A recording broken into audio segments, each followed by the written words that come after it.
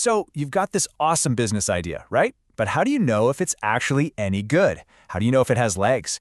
Well, let's dive into one of the simplest, most effective first steps you can take, conducting a survey. It's really the perfect way to test the waters before you go all in. This is it. This is the big question every single founder and innovator has to ask themselves. Is this idea that I'm so passionate about actually a good idea? Instead of just guessing and hoping, we're going to use a really powerful tool to find a real answer: the simple survey. So, why does asking a whole bunch of people even work? Well, it all comes down to this really cool concept called the wisdom of crowds. The core idea here is that asking a large group of people is almost always better than just asking one or two, no matter how much of an expert they are. And look, this isn't just a nice-sounding theory. It's something that's been observed and studied time and time again. When you bring together all the answers from a large group, the collective response is often surprisingly, shockingly accurate. And that's the powerful phenomenon we're going to tap into. So, here's the bottom line. You only know what you know. If you ask one other person, you've just doubled your pool of knowledge. But what if you ask 100 people? Well, now you have 100 different experiences, 100 different viewpoints, all contributing to a much clearer and way more reliable consensus on your idea. All right, so we know why we need to ask, but the next really critical step is figuring out who to ask.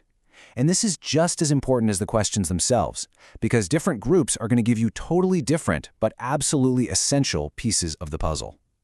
You really need to talk to two specific groups. First, industry insiders. These are the people who are already in the space you want to enter. They have information you don't, and they can give you a crucial reality check on whether your idea is even feasible. And second, of course, are your potential customers.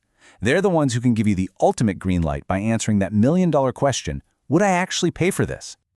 Okay, now this next part is so important, because this is where a ton of people go wrong. The way you ask your questions can either give you priceless, honest data, or it can give you a bunch of useless false positives. Seriously, how you frame the conversation determines everything. And this quote right here just nails the mindset you need to have. Your goal is not to sell. It's not to pitch your idea. Your one and only job is to be a sponge, to just sit, listen, and absorb every little thing you can about the problem from their perspective. Let's break this down, because it's a huge deal. The wrong way is to pitch. You go in and say, my idea is awesome because of A, B, and C. Don't you agree? People are naturally polite, so they're probably going to say yes. That's a biased answer. The right way is to listen. You ask about their problems and their experiences first. That's how you get to the genuine, unbiased truth you can actually build a business on. So here's a simple, 4-step playbook to get that unbiased data. First, frame the problem. Just talk about the general space. Don't even mention your idea. Second, ask if they personally experienced that problem and what they currently do about it. Third, and only after you've established the problem is real for them, you introduce your solution. And notice that keyword objectively. No hype, just, it will do this. Finally, you can gauge their real interest and ask what they might be willing to pay for it. Now that we know what to ask and how to ask it, let's talk about the practical stuff. And the good news is, you do not need any fancy software or a big budget to do this. The technical part of actually building a survey is really easy. You can get started for free with some fantastic simple tools. I mean, there's industry standards like SurveyMonkey and Aweber. But honestly, for most of us, Google Forms is an absolute powerhouse, and it's completely free with a Google account. You can build a survey and get a shareable link to start collecting answers in just a few minutes.